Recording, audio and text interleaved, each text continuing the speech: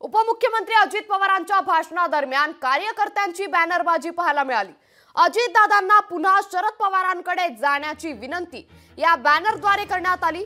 पोलिसांनी या कार्यकर्त्यांकडून बॅनर काढून घेतले।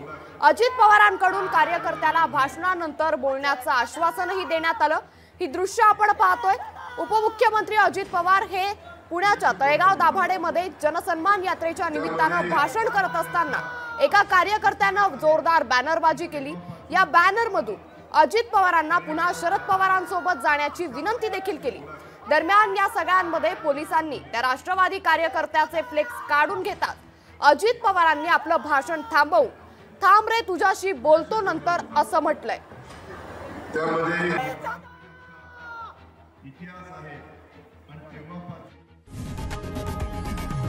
लोकशाही मराठी ऐका, पहा, जागरूक रहा।